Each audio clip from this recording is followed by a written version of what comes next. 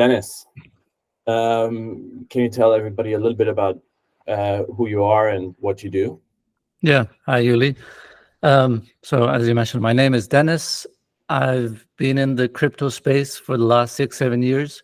Before that, I was working in finance for 10 years. I have experience from different industries, and I got into the founder life a few years ago when I had this amazing idea. Found some co-founders. We got together, we kicked it off. We got it to a certain stage, and the last few years has been all about growing a small startup from 0 users, no product to launch, and then gaining traction and experiencing all that. And then, that's how we came across at some stage when we were preparing for our next fundraise. Awesome. What's the company's name and what does it do? So the company's name is AlphaDay, and we're basically revolutionizing the Web3 experience because it totally sucks right now. It's not suitable for next billion people that are going to be coming into the space in the next 5-10 years. We found like an opportunity. We want to make people's lives easier. So we built a kind of experience that makes it super easy to come into the space, use crypto, catch up with all the latest news, and just be your kind of front page and like your gateway into that space. Nice. Definitely still missing from the space. Yeah. Generally, how's the company doing? Pretty good. We launched 6-7 months ago. We're always fearful of what if no one shows up? But thank God we've been growing at a great pace, 50% month on month. We're this month passing 20,000 monthly active users. We've had 70,000 total users. So we're really proud of that. But it's always a challenge. It's always, where next? Who do we cater to? What kind of strategy do we deploy? So that's where we are right now. Awesome. Yeah. So you just mentioned we connected when you were starting to raise money. How much money are you raising, roughly? We're raising $3 million. All right. And can you tell people a little bit about what was going on before we started working together? Was there a specific challenge you were experiencing? Yeah, so we did a pre-seed fundraise 1.5 years ago. So I've been through a fundraising experience before. But I guess me and many other people, no one's prepared or no one was trained to do fundraising. You're just a startup founder. You have a beautiful, amazing idea. You love what you're passionate about. But suddenly you have to go and ask people for checks. It was a pretty hectic experience. And I felt like I was just flying blind back at the time. I just winged it. It turned out okay. It was a lot of effort. We got the funding in our pre-seed. And I was preparing for the next round, the seed round, and thinking, shit, I have to go through all of that again. And it was amazing timing that I came across your tweets that was insightful, and it was specific to fundraising, different things to watch out for that always oh yes, I'd never thought of that. And that's kind of what got me sucked in and thought, okay, there has to be a better way to fundraise than just flying blind. Gotcha. So had you started fundraising at that point, or were you still prepping? What was sort of the situation like? It was kind of prepping, kind of just putting feelers out there, putting some documentations, taking out what I'd used last time, taking it out, polishing it, updating it. Yeah, it was mostly just groundwork, and just okay, let's just reach out to everyone and see what happens. Gotcha. Makes sense. So why did you feel that was the right time to engage with me? Well, internally, we had certain KPIs at AlphaDay that we had just reached. So we thought, okay, once we reach 10,000 monthly active users, that's when we go and do our next seed round. It fits well with our kind of our runaway where we're comfortable with. And yeah, on Twitter, I'm always looking for topics that are going to be relevant to me. And one of them was fundraising. So I was looking for keywords like that, right? Because we didn't follow each other.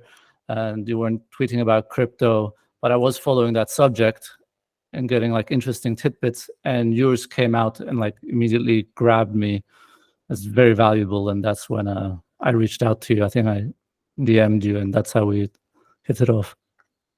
Love it. Glad to hear. How did you, at that point, before reaching out, how did you feel about your fundraise? What was your confidence level?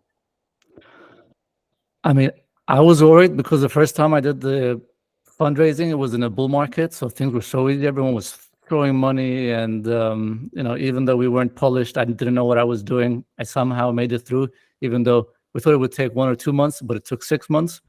But this time around, we're in a bear market. Like everything is down 70%, which means the VC portfolios are down 70%.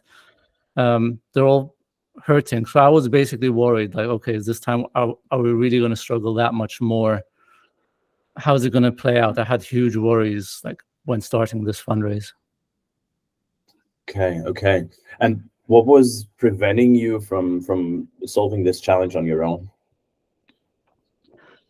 I guess it's that thing of like the unknown unknowns. Like there's so many different ideas floating around. How do you know like what? Like you're basically overwhelmed with information. Like the internet is such a vast place. Everyone has different ideas. There's people saying all sorts of different products that you have no idea whether it's valuable or not, or they're just trying to make a quick buck. So that's like the struggle. I feel like where do I even begin from? And once you make a commitment to a certain strategy, you're stuck with it for 2-3 months. So it better be the right one. There is that at stake as well, like getting it right the first time. Okay. I get that. Yeah, that makes a lot of sense. So when you came in contact with me, was there anything that made you almost say no to working with me? I mean, Twitter is such a wild west that I just assume everyone is like, there's a good chance people are like crazy or gonna scam or do something, especially in crypto Twitter, where it's like every click you might lose all your money. So I'm already like averse to any kind of cold interaction that's not about like someone introducing me or validating who that person is. So it was a bit of a jump in the dark, but I mean, sorry, what was your question? If there was anything that made you almost say no, or that made you hesitate about working with you. I mean, it's just that it's such a crazy place that I'm not sure who the other person is, and reaching out, like, it always has its risks. So that was my hesitation. For sure. I feel the same about Twitter. I feel there's a lot of people trying to sell you something on Twitter. So what made you make the jump into the cold, as you say, in the end? I think it was like usually you'll follow people on Twitter and you like what they're saying, it resonates with you, and you following them more closely. Like with you, like everything you were sharing was like this nugget of wisdom that made me go, right? Oh, it's all about storytelling. It's all about getting this frame of mind. Like all your tweets were really like resonating with me. And I hadn't really felt that for fundraising with anyone or with like crypto Twitter. That was rare, right? So that was something that really grabbed me. But okay, like this guy knows what he's doing, and did a bit of research, and your background, you've been through like the whole, how the space works basically, which gave a lot of validity to what you were saying, and that really kind of sold me on it. Gotcha. Yeah, that makes sense. I'm glad it resonated. So we started working together when? Was it March? March, we started off the workshops, right? 3 months of workshops, or end of February. Yeah, right. So can you tell people what's your situation like since working with me, or after? Like any specific results you can share, anything that has changed for you? Yeah. So before we started working with you, like, I guess if we hadn't met you, like our approach was going to be, I wouldn't say random, but definitely not optimized. Just try and reach out. Like we weren't, it wasn't really a coherent plan. So the two things that I think you gave us that was very powerful was a high level strategy, like a framework for how to think about this. What is the most optimal way to approach it? And then over 3 months, like from those strategies, what are the tactics to deploy it, right? Sometimes you hear a strategy, sounds amazing, all good, but I don't have the experience. How am I going to go and execute that strategy? when it involves 20 different steps, and each one of them has its own like intricacies and its own nuances. So for us, like you taking us with my co-founder every week and breaking down the strategy to its different components, like that was a game changer for us. So now when we're approaching fundraising, I know all the steps. I know if there's an inefficiency, how it needs to be tweaked. I can identify where like things might break down, because you've given us like a block by block structure of how to approach it and what are the optimal outcomes, basically. Yeah. So I realize you are still basically in prep. So you're launching a fundraise in about a week or so. Yeah. So we've done the groundwork. Yeah. So have you experienced any results, anything that's different than before, like specific ones so far? Yeah. I mean, it's always great actually seeing that things work and you get an email that you weren't expecting. Right? I got an email that says, oh, for sure. Like I sent a cold email out and the guy said, okay, I'm getting back to you and send me your deck because your cold email really stood out. Like it's refreshing to see that content. Previously, I would never receive that response, but because I was able to craft a eye-catching, grabbing email, like thanks to the workshops, like it really hit the spot for them. So now, instead of maybe 0.1% open rate, we're getting huge open rates. Like the response rate is more significant than anything I was expecting. Second, like the pitch delivery, like presenting a vision, how to think about it, selling $1 billion idea, huge market, like thinking about the long term and presenting that and selling that instead of focusing on just this is what we can do today and this is the numbers for this year.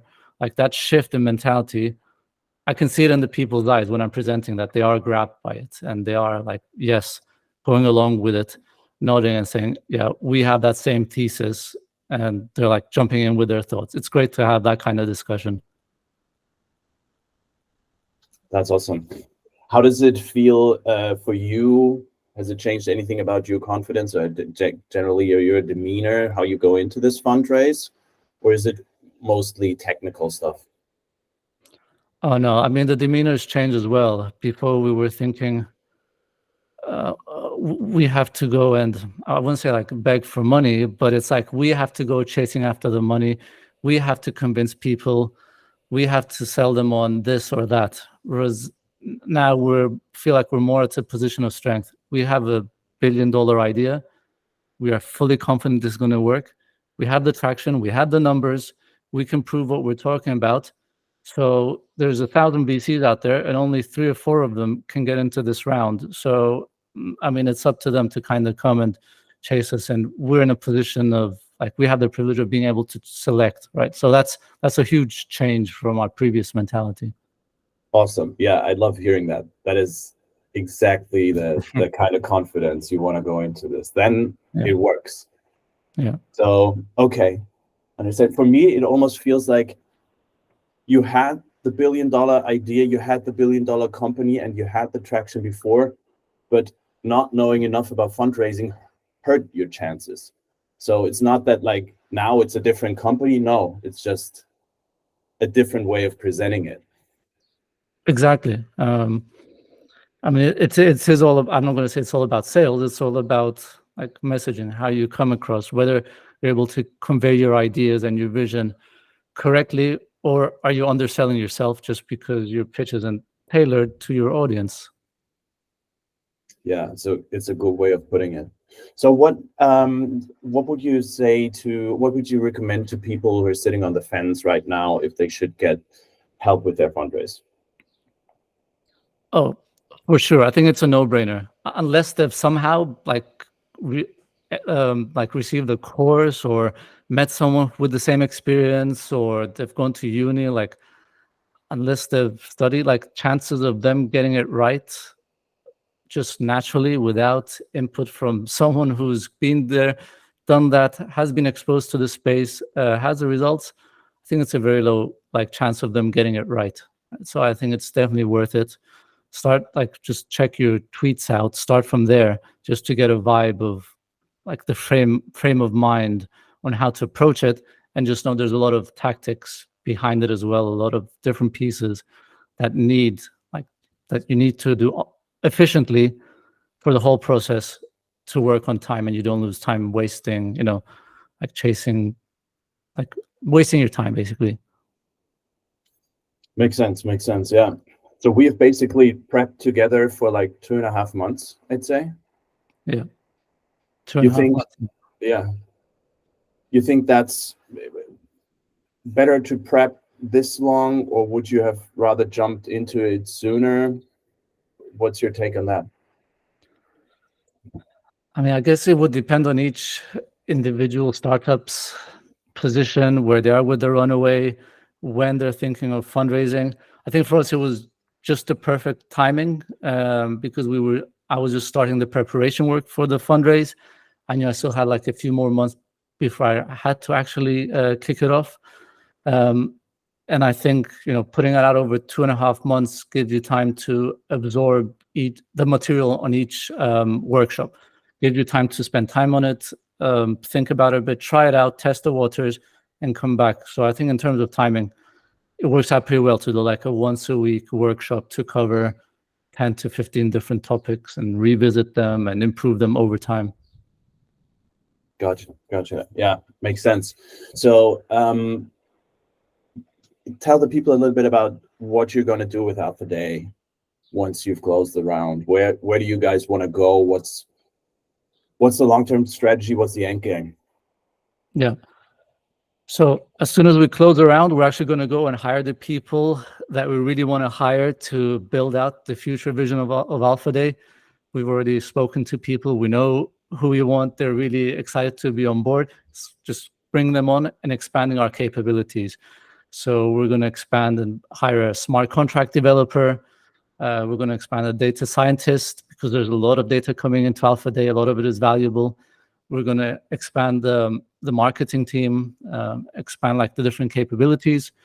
And we have really exciting things on our roadmap. Like we're going to, at some point, amongst many other things, we're going to help bring in AI to kind of enhance the experience, put in more insight, just because, people throw around AI as a buzzword, but there's literally 100 different types of data coming into Alpha Day. There's a whole flood of data. It's incredibly valuable. And we think AI can add that extra like insight into all that data. For sure, yeah.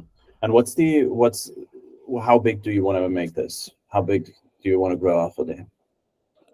I mean, we know that like Facebook was basically the millennials' front page during the 2000s, 2010s. When you think how WeChat has kind of dominated the Chinese users' kind of mobile experience, for Web3, that is still up for grabs. Like that front page of crypto is up for grabs. So that's why we're thinking big. We know there's going to be 1 billion people coming into the space for 5-10 years time, and we're going for that crowd. Like we want to be the first thing the next 1 billion people use and experience when they come into crypto. That's awesome. Yeah, I'm sure you're going to get there. Thanks, Deniz. That's great. Yeah. Thank you so much. And I mean, we can't state just how much we appreciate what a change of, like I don't know how to express it, but it's been a completely different experience since we started working with you, and what it means for like how this fundraise goes in the next 3-4 months. So yeah, like thank you so much for that.